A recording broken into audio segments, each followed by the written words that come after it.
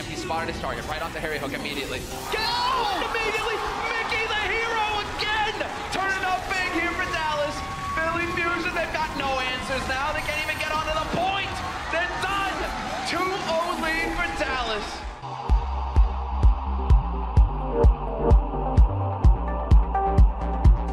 You know when you're watching a video of something really gross or disturbing, and every part of your body is screaming at you to look away from the video, stop it, do anything else, but for some reason you can't.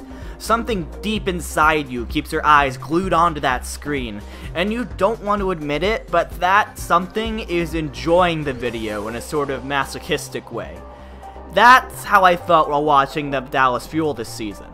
This was a team with sky-high expectations, a title contender. Everyone thought these guys were going far, to the playoffs at least, which is why the spectacular, ugly mess that this team was for the majority of the season was such a surprise and such a disappointment.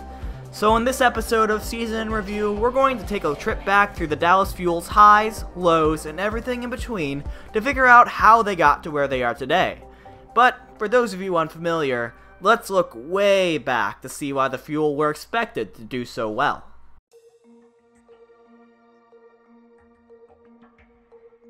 The Dallas Fuel are owned by Team Envy, a very large and successful esports company. Envy boasts teams in Call of Duty, CSGO, PUBG, Fortnite, among many others. Their Overwatch team, however, could very likely be the most popular in all of North America. I mean, how could they not be? They had incredibly popular personalities like Mickey and Seagull on board, were the only North American team to ever win Apex, which is like the closest thing we had to the Overwatch League before the Overwatch League, and had just rolled through NA contenders before the season. Clearly, this was the North American team to beat, despite their subpar Apex performances since Season 1. The entirety of Team Envy ended up joining the Dallas Fuel. So this included the DPS trio of Seagull, Taimu, and Effect, the tank line of Coco and Mickey, and the support duo of Harry Hooks and Chips Hyam. But the Fuel weren't done yet. To this roster they added Custa, the charismatic Australian main support, and XQC, the talented, popular, and controversial main tank. With that, the initial roster of the Dallas Fuel was complete. This team looked about as stacked as it could possibly be. It was time for the Fuel to burn blue and dazzle the rest of the Overwatch League.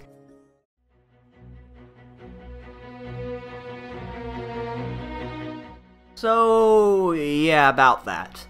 It didn't really happen. The Dallas Fuel were only able to muster wins against the Dragons, the Shock, and the Gladiators in Stage 1.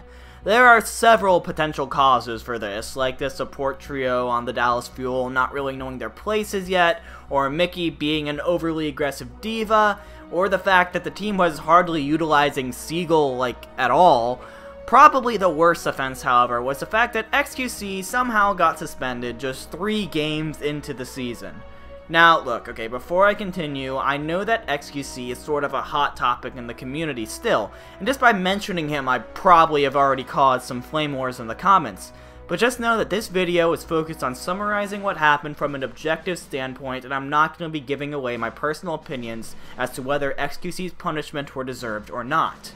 So, anyways, after cross-state rival Houston Outlaws defeated the Fuel 4-0 in their first meeting in Stage 1, main tank Muma used one of XQC's catchphrases as a way to sort of taunt him and the rest of the Fuel. Anything else? Any last words from you? I mean, thanks to all our fans, couldn't do it without you, and in the wise words of a good friend of mine, rolled and smoked my doggies. XQC retaliated by going onto his stream later that day and eventually let slip a pretty homophobic remark. How can I do banter if I'm not even in the game? Like, come on, man, seriously, dude. You're playing your finals, right? Your finals of basketball, right? The timer ticks to 0. The dude's in the air. Boom! Dunks that shit! Runs up to the fucking enemy bench of some dude that has like a broken arm. Says, "Get fucked! Outplayed, dude! I smoked you, dude!" No, you didn't smoke shit. No, shut your fucking mouth. Go back there. I mean, he would like it, but so many games ahead. Muma is, of course, openly gay. So, XQC is banned for the rest of Stage 1. I mean, that's fine, I guess. You have another main tank in Coco, right?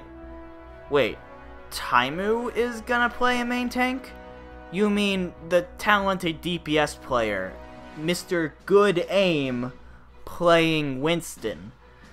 This was one of many questionable coaching decisions made by Kai as head coach of the Fuel. Even if Taimu ended up volunteering for the role, it doesn't mean Kai had to approve it. It wasn't all bad though. Effect had emerged as one of the best tracers in the entire league and had that hard carry potential. Hopefully this team could build around that going into the rest of the season.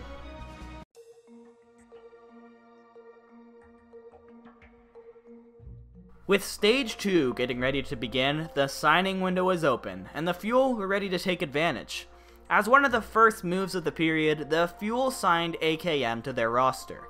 The French DPS player was most famous for his godly Soldier 76 play, possibly being one of the best in the world, but could also play a good McCree, Pharah, and Widowmaker. Fans hoped that he could be the hitscan god to complement Effect. A week later, the team announced that Rascal would also be joining the team, which seemed to give them a consistent Genji, which they desperately needed since Seagull was pretty much MIA at this point. The former London Spitfire DPS player was hardly being played, so the hype was real to see Rascal in a position to get legitimate playing time. Except he didn't.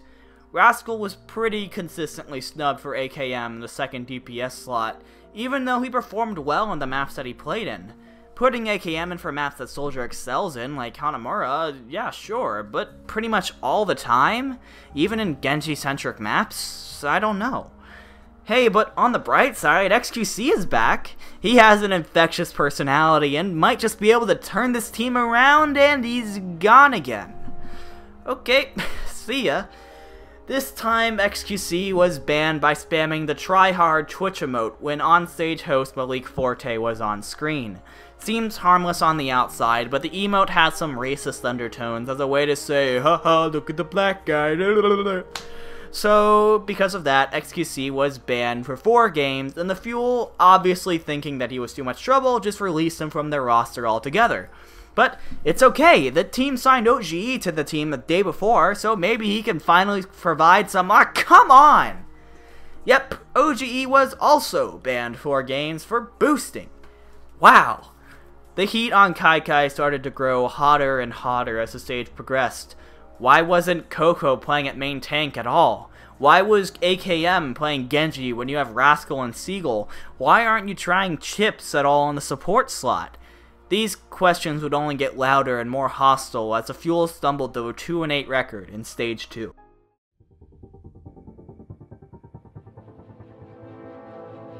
Now, at this point, all that Dallas was fueling were their own sacrificial bonfires. Blame was getting tossed around everywhere. Rascal, Taimu, AKM, Effect, even Kai were all going on to Twitter and Twitch to vent about their team and their own crappy situations.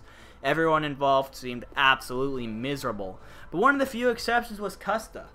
The dude is polite, charismatic, an exceptional in-game leader. His Twitch streams seemed positive and upbeat, even if the Dallas Fuel had suffered a bad loss that day.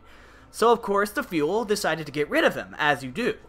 In the only player-for-player trade of the season, Custa was transferred over to the LA Valiant in return for Unko. Unko is an insanely talented Zenyatta, of course, but the leadership of Custa was instantly and sorely missed. Stage 3 was the absolute lowest that the Dallas Fuel would go. On their way to a 1-9 record, the Fuel were in complete disarray both on and off the stage, and there were several scapegoats. Now look, there is so much stuff that happened to the Dallas Fuel that I can't really go into detail about all of it in the interest of making this video less than an hour long, but here's the watered down version of some of it.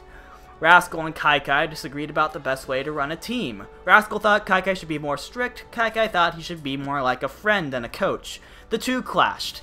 After AKM did particularly bad in a game on Genji, a hero Rascal was brought on to play, Kai stated that Rascal actually refused to play, and AKM backed him up, claiming that he wasn't prepared to play Genji and that's why he did bad, of course. Rascal then fired back on stream, saying that he actually never refused to play at all, Kai benched him. Confusion and drama ensues, and the winner is No one, because both Kai and Rascal were booted from the team at the exact same time. While this was happening, Effect was constantly trying to solo carry the team, and was pretty obviously sinking further and further into a burnout-fueled depression. It eventually got so bad that he quit the team entirely and went back home to Korea for the rest of the season. So now the team was without their head coach and both of their probably most talented DPS players at the time. So, gosh, let's look at the few positives here. OGE came in, so the disaster of Timu's Winston was finally over. And for those of you actually wondering where Seagull was this whole time, turns out he was learning how to play D.Va, and he's actually pretty damn good at it too. Other than that, this team looked like an absolute dumpster fire.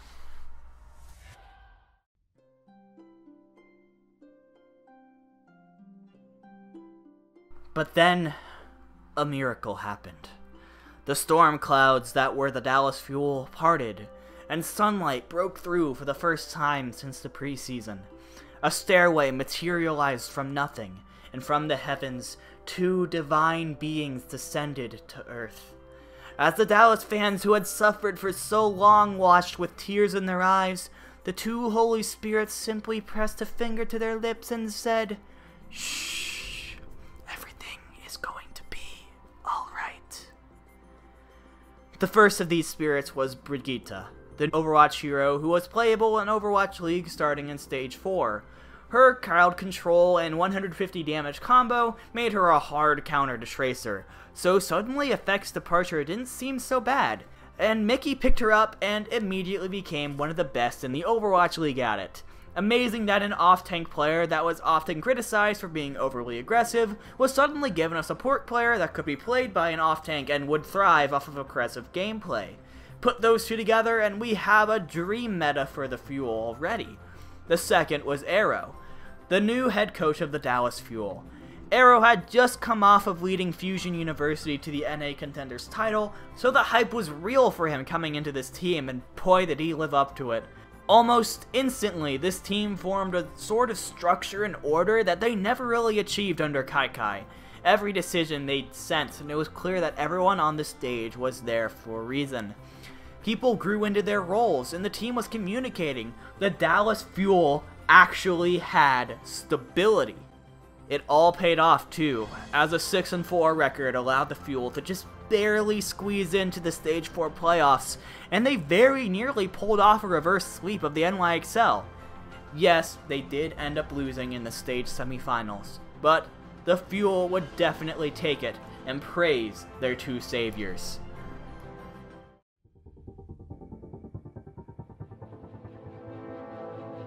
So, since the Dallas Fuel is the most popular team in the Overwatch League due to how popular they were before the Overwatch League and all of the popular personalities that are on the team, there were a lot of people that were asking for me to do Dallas Fuel as soon as possible for the series. And a lot of them said, yeah, they did bad for stages 1 through 3, but they did good in stage 4, so you gotta give them a good grade, right? No. The Dallas Fuel were a team with sky-high expectations going into the season and failed to reach any of them. Not only did they lose early and often, but it didn't take long for the entire team to collapse into a bickering, drama-filled wreck. Team Envy just wasn't used to failure on this level, and when it happened, they proved that they weren't prepared to deal with it. Yes, they managed to turn things around in Stage 4, but personally, I have my reservations that the Fuel just kinda managed to luck into a meta that fit them perfectly and covered their weaknesses. Arrow, though, is a prime example of the impact that a quality head coach can have on the team, and with him and the current roster in the fold, there is reason for optimism if you're a Dallas Fuel fan. However, just because you finished strong doesn't mean I can't ignore that you spent 75% of the race completely incapacitated.